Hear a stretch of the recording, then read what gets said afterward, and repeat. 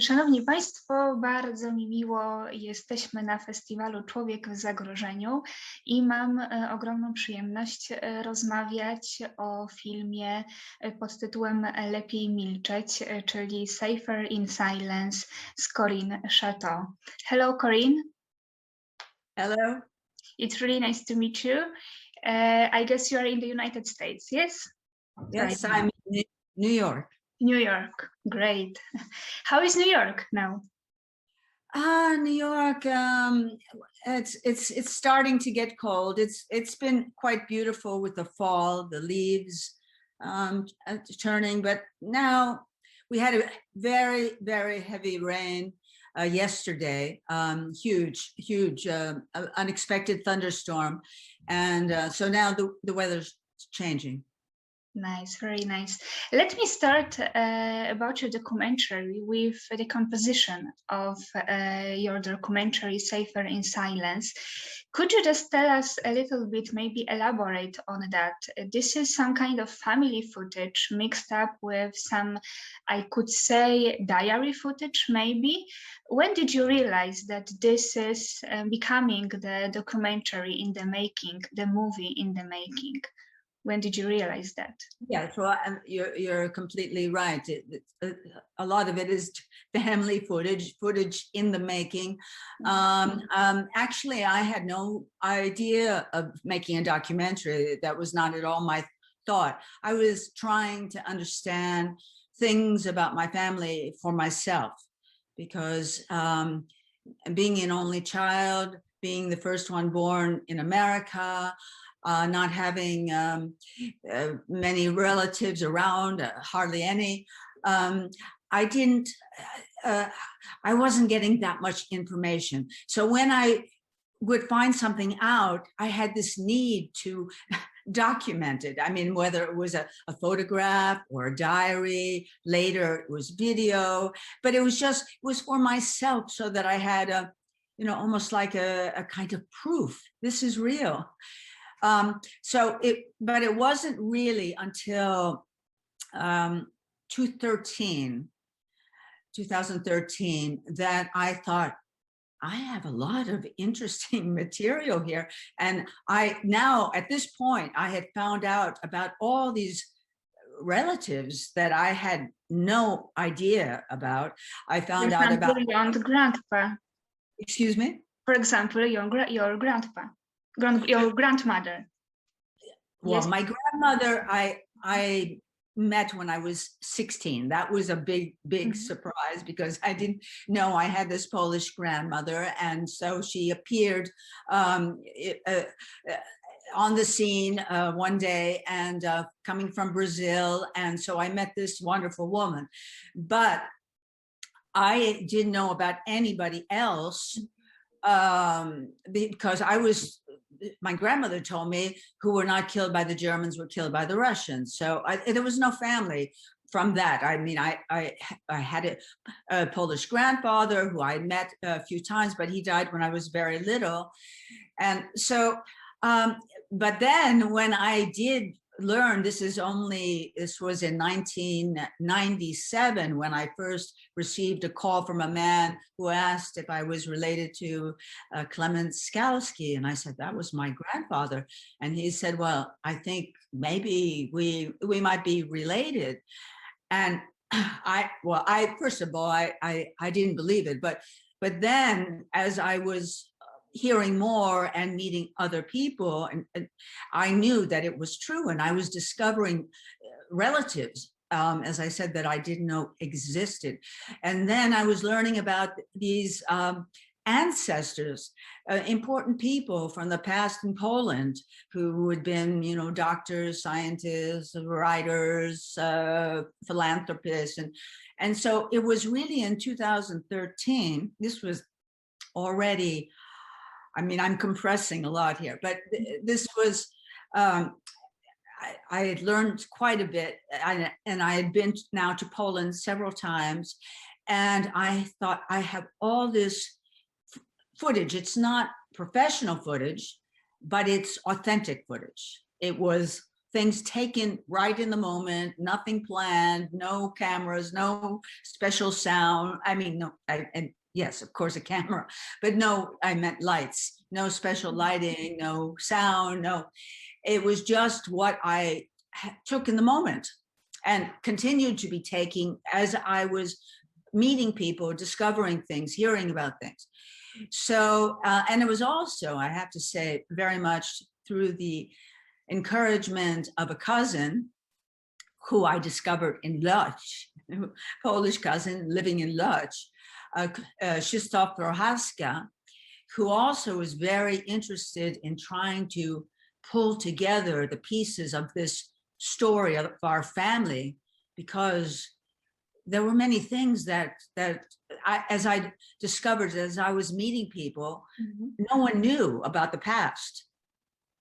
So he was trying to do it from his end. And then when he knew about what I was doing, he was encouraging me to do something. And at first I thought, oh, maybe a book, but I didn't know, you know, I knew I wasn't so interested in doing an academic kind of thing. It was a personal story. It would have to be not academic. And so then the footage, then I thought of the footage, not realizing how difficult it was going to be to actually make a documentary, because it's one thing to have footage, it's another thing to make a story.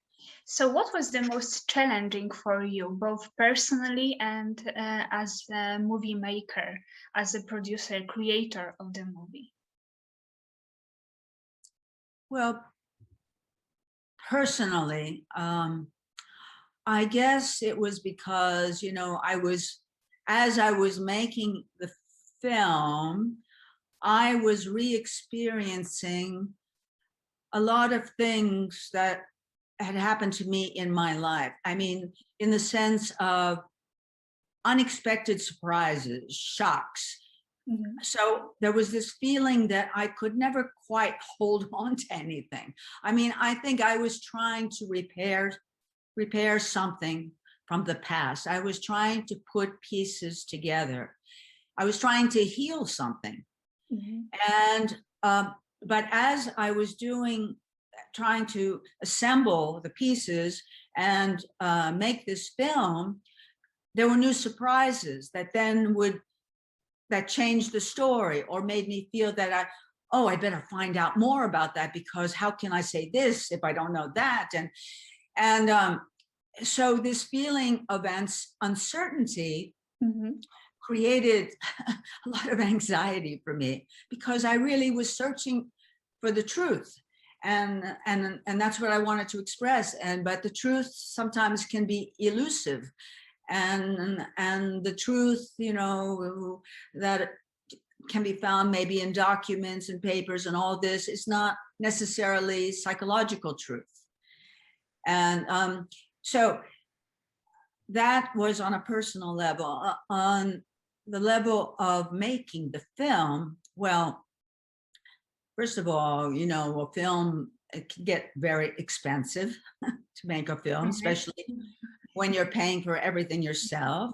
And I started in the States, in America, and I did an assembly with one editor, but I knew, you know, it wasn't there yet. It was far from there. And also the money was going fast.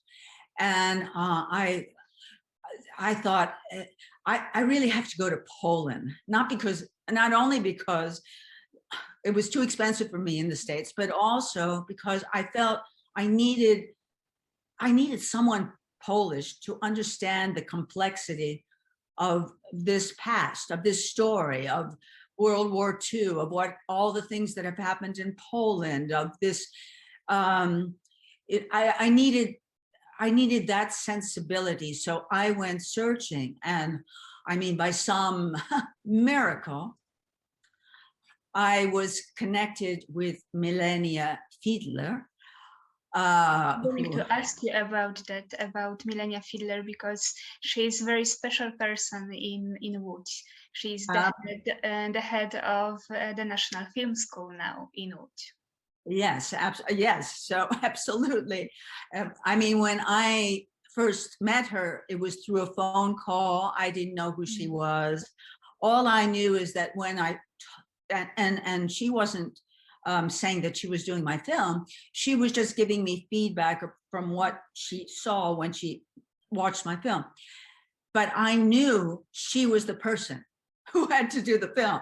I mean, I knew she was the right person. And, you know, I mean, finding the right editor is like finding the right actor for a film. I mean, there can be a lot of good actors, but you know, there's this one actor you have to make the film. And I just felt that Millennia So is it safe to say that finding Millennia was some kind of essential to the movie, to the documentary? Absolutely. I mean, because she understood it, and she understood what I was trying to say. I felt we were on the same wavelength. I felt I didn't.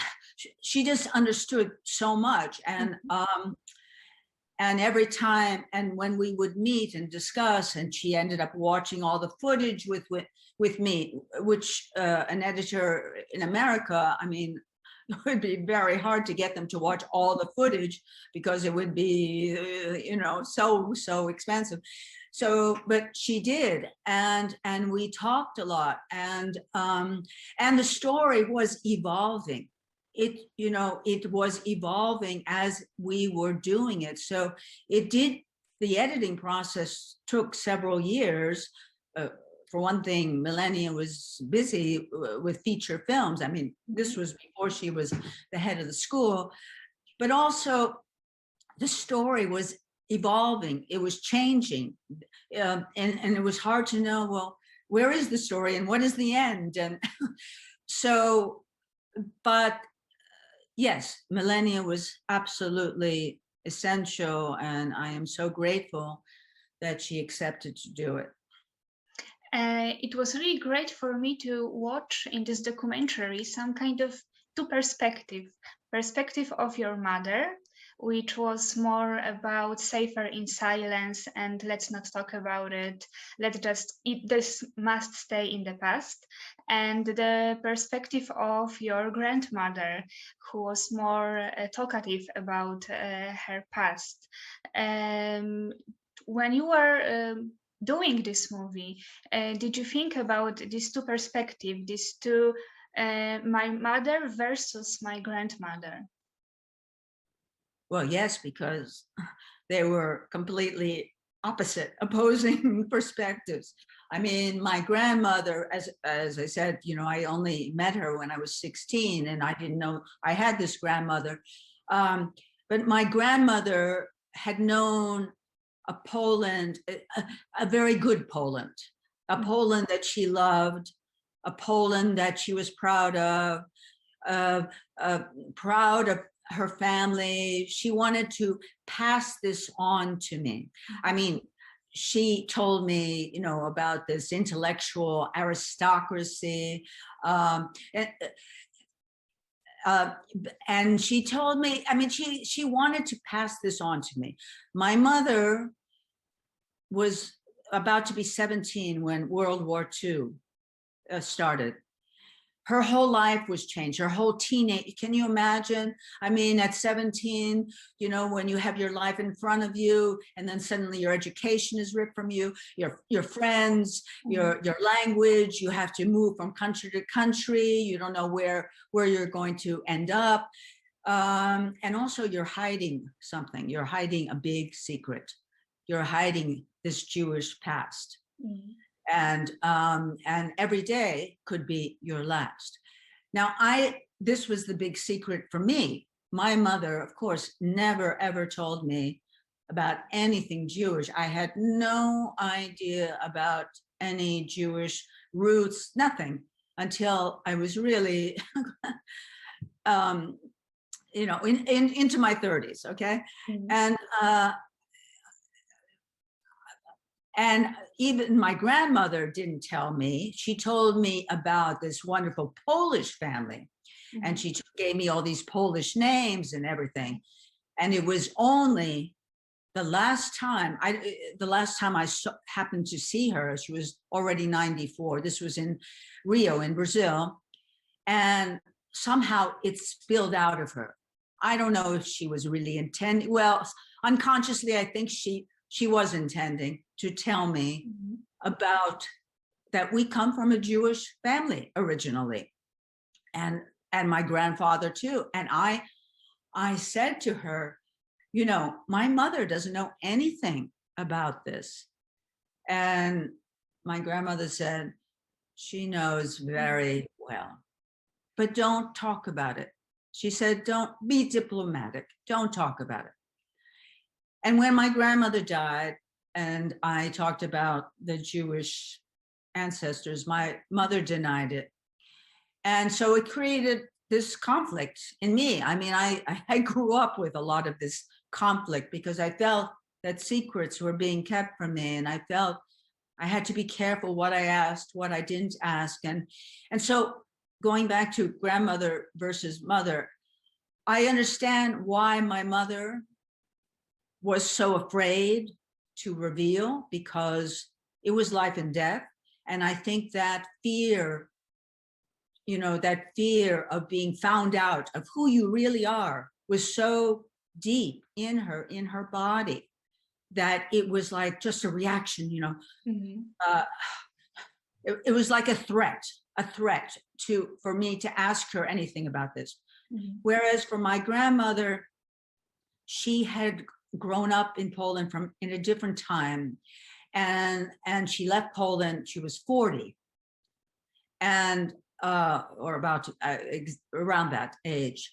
And so her whole relationship to Poland and to the family and even to the Jewish, though she knew that, of course, their survival depended on keeping this secret, you know, during the war. But my grandmother wanted to pass on the story, and my mother thought it wasn't necessary because the story is too terrible to tell. Did you have any moments of a doubt while making this documentary? Any moments of reflection, I'm not doing it, it must stop, for example? Oh, yes. In the whole process of... Oh, yes. No, many times. Really? I questioned myself because... Could you tell us more about it? Or yeah. it's too personal, maybe. Right. No. I'm just trying to think. I really would not have made this documentary had my mother been alive. It was really her death in 2009 that gave me the permission, really, and the need to do something. I didn't know what. This was 2009. It took me till 2013 to start to think about the documentary. But I was left with so many questions, so many things unresolved, that I felt I needed to somehow piece together this story, piece together for myself, because I felt, you know, I felt broken in pieces. I felt a lot was broken, and I was trying to somehow, as I said, heal it, somehow put it together. But on the other hand, was it right for me to do this? Because my mother didn't want me to know this. My mother would certainly would not encourage me to make a documentary. Is it right to go digging into people's past, expose a lot when they didn't want to do it? So yes, so I was conflicted about that, but in the end, I felt that hiding a lot was not the best strategy. Keeping secrets, even though I can understand, but I don't think it's the best strategy, because even though I didn't know as a child or as a teenager growing up, I didn't know what the secrets were, but I knew something was off. My mother was distant. I knew I had to be careful what I said, what I didn't say. I didn't feel at ease around my own mother. You know, I knew something was wrong. I didn't know what it was, but I think it very much affected me. I ended up going into acting. Now, acting is something, you know, where you want to, I went into acting, I think, not only to play characters, but also to express parts of myself that I didn't have the permission to in life. On the other hand, there was something in me that had a censor, that had a fear of being exposed, some shame, but I didn't know what it was. I had no idea, but it would surface in certain situations where I felt somehow threatened. And suddenly this terror would come up in me, which was not related to the reality. You know, it was too much life and death for me. So in the end, I did feel that it's more important to speak the truth, to own the past, to know about history. It's very dangerous not to know about history. It's very dangerous to change history. I mean, we have to know about it. So, you know, it was weighing the things. And in the end, I felt, and also because I had someone as good as Millennia to help me, you know, who I knew would not, I knew I would not be embarrassed by what I had done. So, yes, so I made the choice. I was wondering, because you said about the history, the importance of knowing the history, and we are now in the middle of this refugee crisis, especially here in Poland, on the Belarus border. So I was wondering, did this documentary can be a way to make people be more aware of other people's refugee situation and of the refugee situation in general? Can we watch it that way? Can we understand it that way? For example, what would you like to say through this movie, maybe to the people in Poland during this particular time? Well, yes, I mean, you know, it's just taking my family.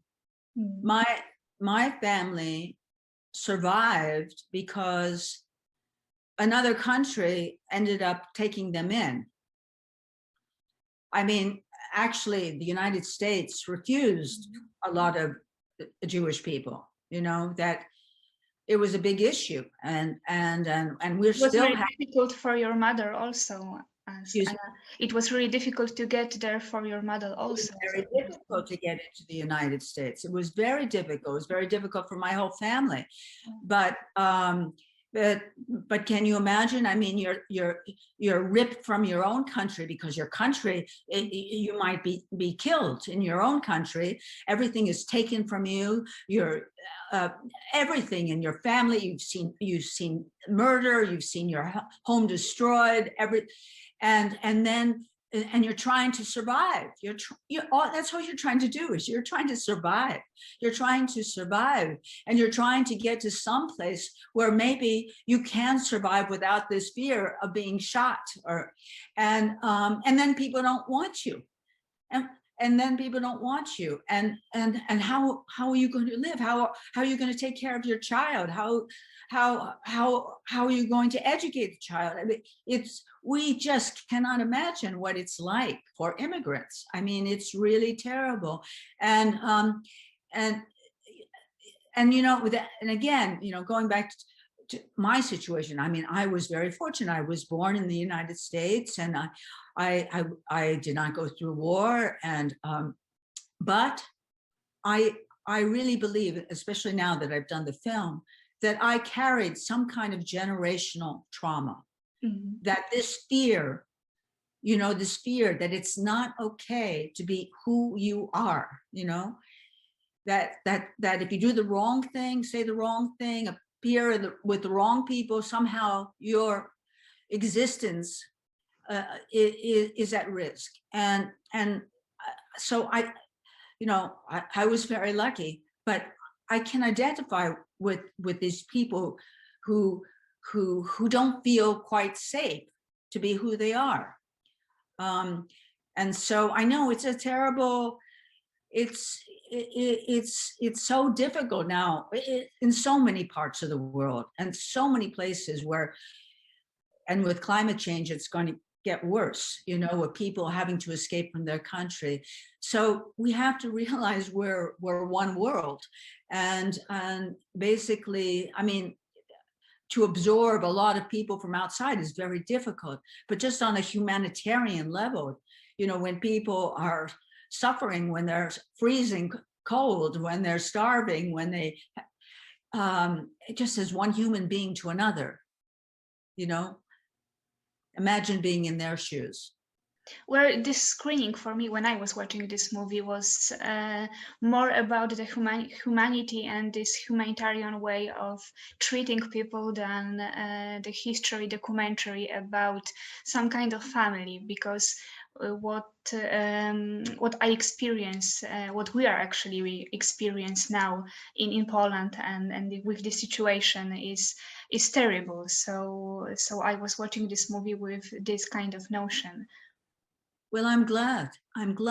You know, I mean, that's the thing. People, an audience, someone your age, someone with what's going on with you, around you in Poland now, will see the film from your perspective. Someone older who may have known life in Poland, you know, close to the war, we'll see it in a different way. And I'm glad, and that's why I'm so grateful to have this privilege to come to Łódź, because to be able to show the film and then have an exchange, a conversation with a live audience, because we need to talk to each other. We need to share experiences. We need to be able to dialogue and express feelings and ideas without feeling a threat.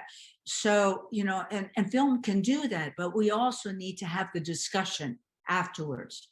Yeah, I feel very honored to have you here, and I would really like to thank you for your time and for this talk, and hope to see you in Łódź, probably. Thank you so much. Thank you very, very much, and see you soon. Goodbye, and good night for me, and goodbye. Dziękuję bardzo. Do widzenia. Thank you. Okay. Bye. Thank you.